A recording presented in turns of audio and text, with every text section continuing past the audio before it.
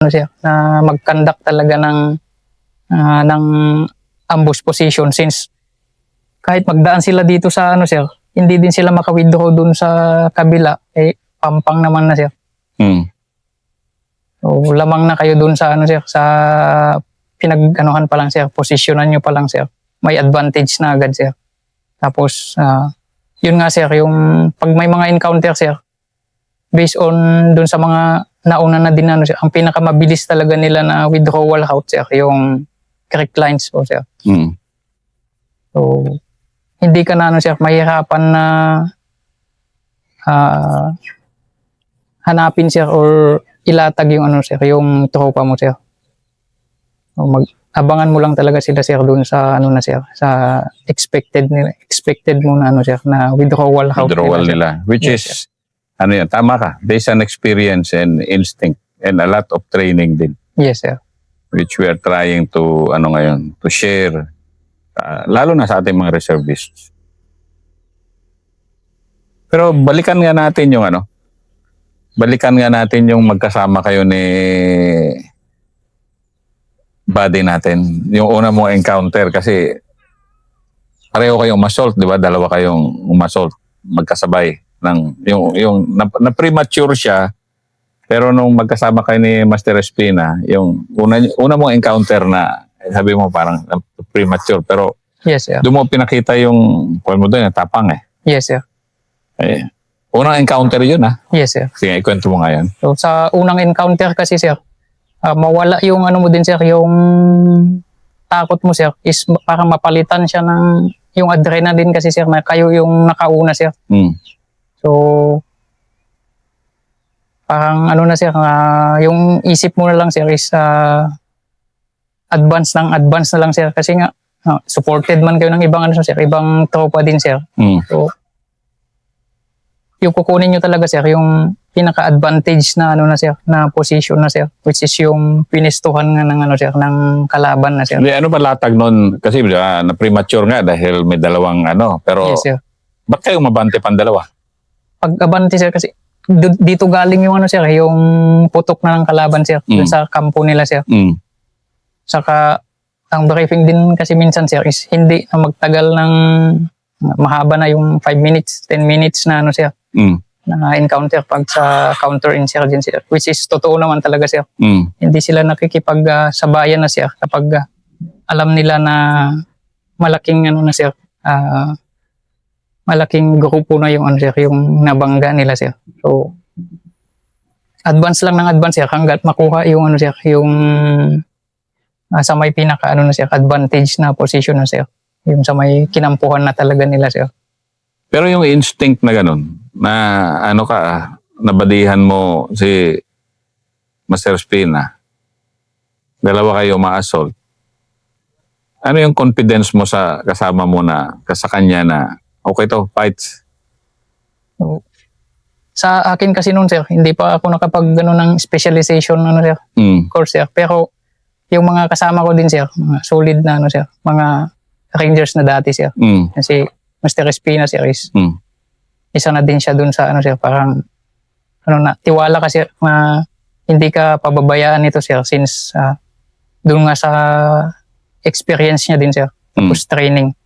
Tapos ano mo pa na Ranger din sir, hindi ka talaga ano sir, iiwan sa laban sir. Kahit dalawa kayong yes sir. umabante. Opo sir. Anong role ng aggressiveness din doon? Kasi medyo ano yun Yes sir. platoon leader. Kasi inaano natin to, lalo panood to ng mga kadete na tenyente, agresibo, pero dapat agresibo, kalmado na agresibo, pero ikaw talaga nun, abante talaga. Yes sir. Yung ano nga sir, na seize yung initiative sir kapag alam mong lamang na talaga kayo sir, push lang ng ano sir, push sir, since hindi naman talaga yan sila makipagtagalan na bakbakan sir. So yun, sinis mo talaga yung ano, seize the moment, yan talaga na ano, yes, na abante ng abante. Yes sir. Tapos ano pa sir, isa pa na nakatulong dyan sir is yung may mga ano, parang bagong dating yung mga ano dati sir, yung mga RLL natin sir. o kilala dun sa RPG na tawag sir. Rocket launcher light. So may dala-dala kaming mga ganun sir. So malaki talaga yung impact niya sir pagdating sa kalaban sir. Yung pagputok pa lang nun sir, wala ka nang marinig na ano din ng kalaban sir, na reply sir. Itakbuhan na din sir. Alisan na. Kapitan ka na 8 years into the service na. Yes sir. And then ngayon, estring-estri ka dito. Si Captain Castro, John J, cool na cool. Kita ko dito, kalmado siya. Alam mong kwan siya ba? He's doing a professional job sa pagiging operations officer. Ikwento mo nga yung naging, mula noon, marami pang laban. Tapos ngayon, pinipinising touches nyo. Pero medyo, ano pa rin, ilan na lang, pero mahirap-hirap, di ba? Yes sir. Gaano ka-challenging din yung tumapos ng isang insurgency without divulging operations ganito. May ibang area kasi insurgency free na, nalusaw talaga yung kalaban. Dito sa inyo, ilan-ilan na lang talaga. Pero gaano ka-challenging kunin yung mga iilan na yan? Yes sir. So dun sa ngayon sir, as operations officer na ngayon sir. So before ako maging maging operations officer sir, nag-CEO ko sa Charlie Company, which is sakop namin yung Kagwait, Tago sa Bayabas na area sir. So from yung ng platoon leader na puro operation sir. So, sabi nga nung mista ko sir, pag second lieutenant daw, kaya daw 2LT kasi two little things lang yung alam sir eh. Maneuver left, maneuver right lang po sir. So habang Ganun ba? Ngayon ko lang marinig yan. 2LT. Yes sir. So habang pataas ng pataas yung mo sir, padami-dami na din yung thinking mo sir is na din sir, nagmamature na din siya sir. So hindi na lang puro enkwentro yung sir. So pag upo ko na na company commander sir. So doon na sir nag-shift. Medyo unti-unti nang nag-shift from sir.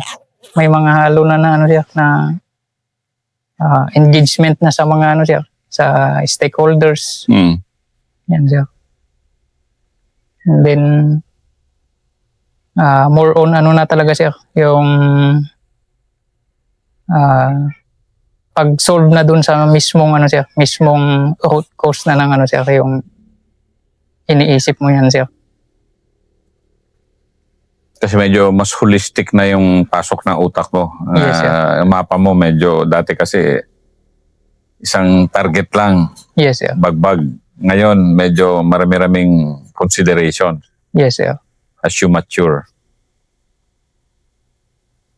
Ang sense of service, gaano kalakas, gaano kahina, gaano ka motivated ka going on? 8 years ka na sa serbisyo. 8 years out of PMA. So sana naman sir is mataas yung natin sir, yung motivation sir, since nakita kasi natin sir na mula nung pag-report ko sir is may mga formations pa yung sir, yung kalaban.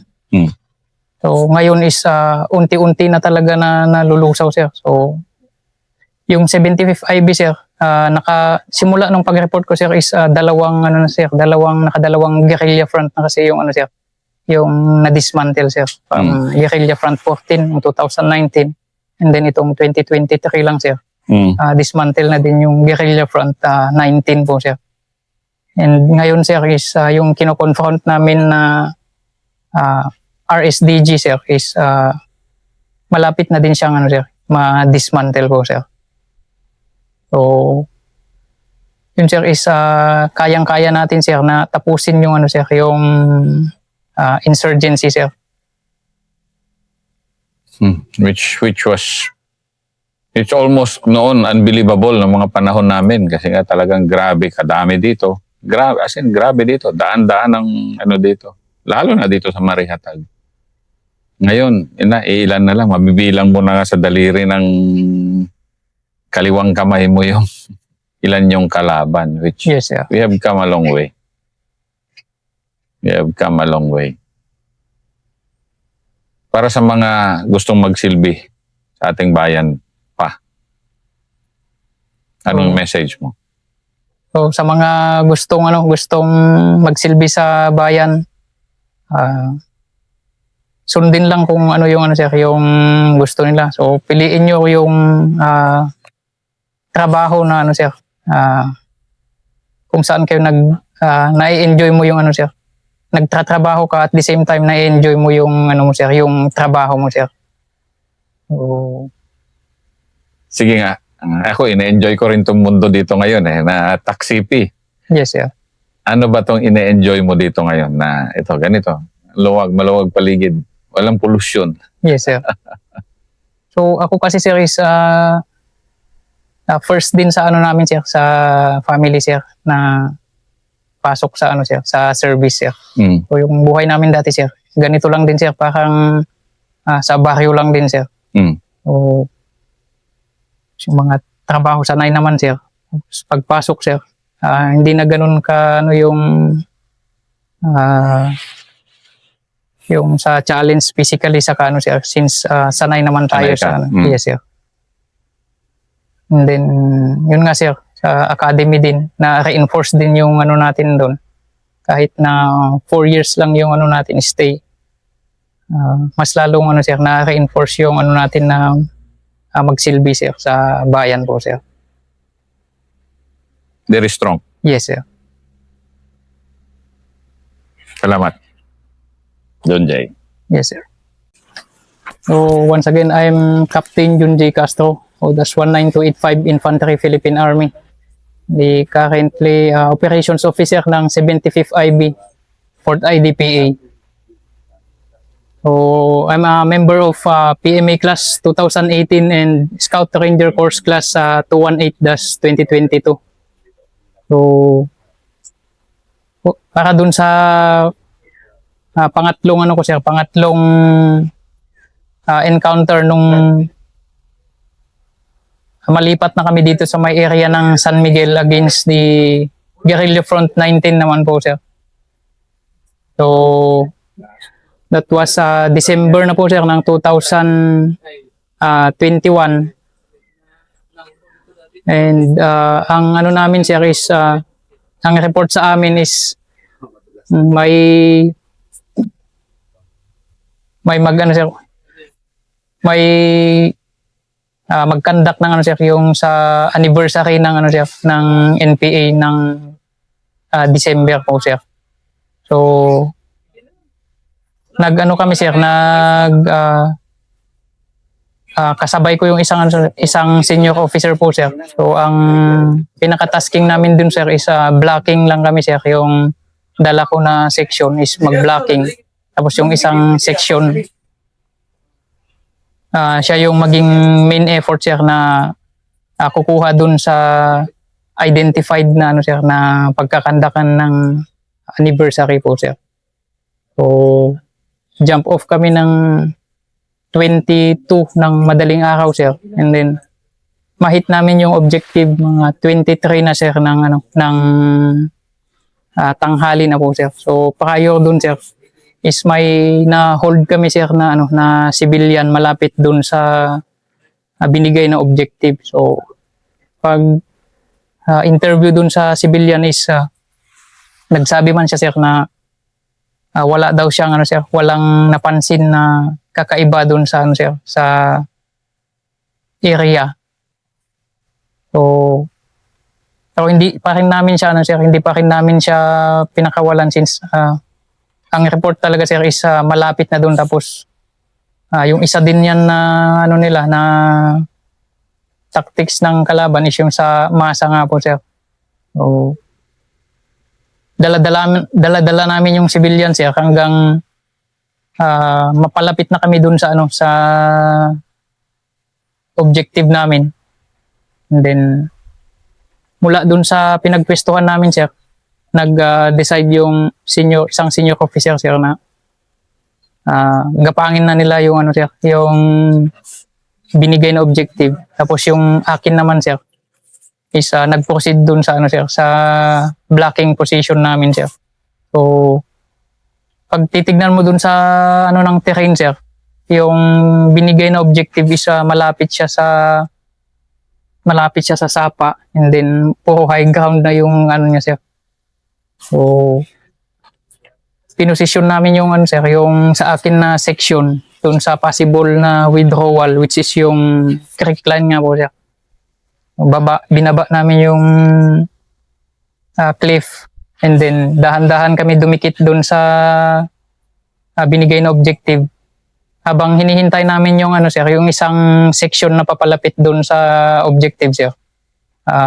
Nilatag na namin yung ano namin sir, yung sections. Naka-orient dun sa ano sir, sa may creek line talaga sir. Ano mga interim? Paano?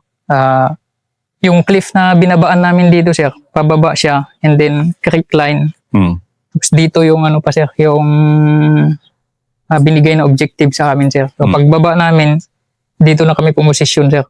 Nakaharap dito sa may creek line. And then yung isang grupo naman dito siya manggagaling sir, sa kabila naman. So parang magpasalubong yung ano namin sir. So pag OP, so naghintay pa sila sir na ano, yung assaulting na section. Hinintay na ano sir na medyo magdilim na sir bago dinikitan yung ano sir, yung sa Fubo sir. So na 17 alas 5 na ng ano sir, mag-alas 5 na ng hapon, doon na nakadikit yung isang ano sir, isang section po sir. Hirap na ron. Yes sir. Pag padilim na. Actually, yes, madilim na yan kung ano talaga sa bundok eh. Yes sir. So after ilang ano lang sir, ilang minuto lang pagbaba nila doon sa ano sir, inkwentro na sila doon sa ano sir, sa may pagkakandakan sana ng ano sir, ng anib sir. Doon din kasi pinasok yung mga supply sir na gagamitin nila. So doon na nila inabutan sir kung saan binagsak yung ano sir, yung supply. So doon na inabutan ng isang section sir. Encounter sila sir. And then after nun sir, kami naman nakaposisyon na doon sa blocking position namin. And then after mga ano lang sir, minuto lang sir, pagkatapos ng putukan nila doon, dumaan mismo doon sa harapan namin na yung ano sir, yung nagbi-withdraw na ano sir. Swerte mo so para. Puro ka nakakaambus. Yes sir.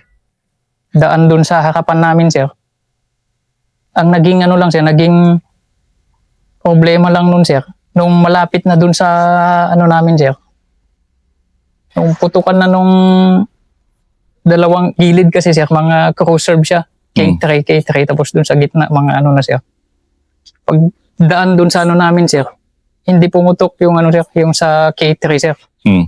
Nakahalata na yung kalaman. Pagkasa ulit sir, narinig na yung ano namin sir. So, putukan na sir. Yung pag ano lang nila doon sa ano sir, sa creek line talaga is yung nanggilid lang talaga sila sir na ano, kami naman nandito sa kabila ng ano sir, kabila ng creek sir. So pagrinig nila nung pagkasa nung K3 gunner namin sir, nag-alert na din sila sir. So putukan na sir. Tapos naka-withdraw pa sila sir. Ang winidrawhan na naman nila sir, yung isa pang grupo na naiwan namin dun sa taas na nagbabantay ng mga pack namin sir. So tatlong encounter siya lahat dun sa isang ano lang sir. Mula dun sa supply point nila, pag withdraw sa amin sa blocking, encounter na naman. Tapos pag withdraw na naman ulit sir, nasalo na naman ng ano sir. Yes sir. Sinalo din ng isang grupo dun sa taas sir. So dun nakuha tong ano sir, isang body count sir. Tapos ang baril sir, naiwan na dun sa ano sir, sa may kubo na pinagganuhan nila sir. Kasi second time mo nang makaambus yan. Yes sir. Ano kasi yan eh. Kaya totoo lang, bilib ako kasi wag ganyan, nakakarinig ako ng ganyan, nakakaambus.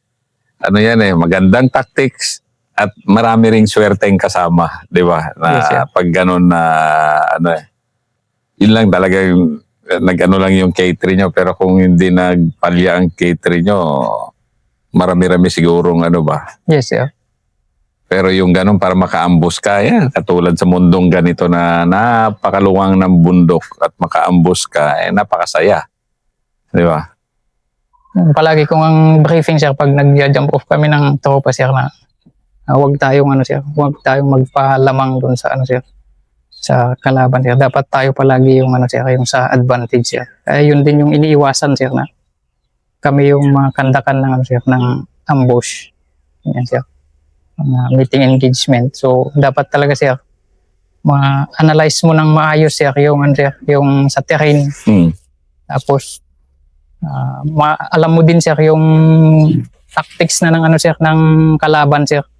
So usually kasi sir, pag mag-withdraw yan sila dito, talaga yung sa pinakamabilis is yung creek lines yan sir. Creek lines, drill. So pag alam mo yun sir, alam mo kung saan mo na ipoposition yung sir, yung latag ng sir, ng tropa sir. Instinct yun eh. At saka siyempre, Yes, may tabak sa dibdib yan. Oh. Yan. Kumbaga yan ang tinuturo in the expertise sa Scout Ranger School. Yung ganon na, pag may ganon na bagbagan, alam mo na dapat by instinct kung ano yung gagawin mo. Na, Yes sir. kasi wala ka nang oras para mag-isip-isip eh. Di ba? Yes sir. Kailangan automatic yung mga decisions and actions ng Pero medyo mabigat yon kasi kung pasukan mo yung isa nag-anniversary na kalaban, marami-rami yun eh. Na na sir, 23 ng sir, 23 ng hapon na sir. So doon i-drop na intercept na yung nila sir, yung mga supply nila sir. So hindi na sila nakapag-conduct ng ng anniversary sir. Nakuha namin yung mga supply na gagamitin na nila sir. Ay, oo nga no. So wala na, hindi na natuloy yung na. Hindi na sir. 23. Mag-anniversary sana sila sir ng 26. So 23 pa lang po sir na kuha na yung mga nila sir, yung mga supplies po nila sir. Balikan nga natin yung nakadalawang ambush ka na. Nakadalawang naka-ambush ka na eh. Medyo rare yan. Yes, Rare sir. yan. Sa giyera, lalo na dito, gaano kalaki ang swerte at tamang pag-employ ng Like ikaw, nakakuha kayo, naka-apprehend din kayo ng courier nila. Yes sir. Diba? Swerte rin yun dahil pwede naman niya kayong iwasan kung eh. Pero yung role ng luck, yan, first time ko nga tanungin to sa mga isang interview. Yung role ng luck sa isang ganyan, either maka-ambush ka, magawa mo yung diskarte na gusto mo dahil may information ka. Ano yun? So actually sir, product talaga din siya sir ng experience na sir simula nung una sir. Kasi nung una nga sir, yung sabi ko kanina na premature sir, yung unang encounter. Since wala talagang tinamaan sa sir, sa kalaban. So doon mo ma-develop na sir kung sa susunod na mangyari ulit yung ganun, ano na yung mga pwede mong i-correct doon sa first na mo sir. Yung sa first na naging experiences mo sir, yung mga nauna sir. So maybe may konting luck na din sir since doon sa tatlong ko sir, sa encounter, dalawa doon is kami talaga yung sir, yung nakakauna sir. So yun lang talaga sir sa decision decision making, tapos terrain sir, terrain analysis din sir. Punta nga tayo decision making kasi yan ang binabayaran sa officer eh. Yes sir. Yung tamang decision making. At yan ang tinetrain sa 4 na taon sa PMA and sa OCR na 1 year. Yung decision making na ganun. So sa akin sir, as a platoon leader sir, so meron naman na tayong sir, mga established na sir, na SOPs pagdating sa mga ganyan na sir, na scenarios. So yung iba doon applicable siya talaga sir pagdating sa ibang sir, ibang mga senaryo, ganun sir. Pero yung iba is kailangan mo ding mag-develop sir ng sarili mong sir, mga kung pa natin sir, yung mga tactics sir, TTPs para mag-complement doon sa established na sir, na mga SOPs natin sir, para mas lalong mapaganda yung magiging resulta ng sir, ng encounter natin sir. So dapat sir, mabilis ka talaga sir, mabilis ka talaga na mag-isip sir kung ganito yung mangyari, ano yung gagawin mo na sunod. Tapos hindi lang dapat na after nun, wala ka ng ano sir, wala ng follow-up na ano sir, na gagawin sir. So, dapat sunod-sunod siya sir. Yung mabilis ka sir na maggawa ng ano sir, ng decision po sir. Decision mo. Yes sir.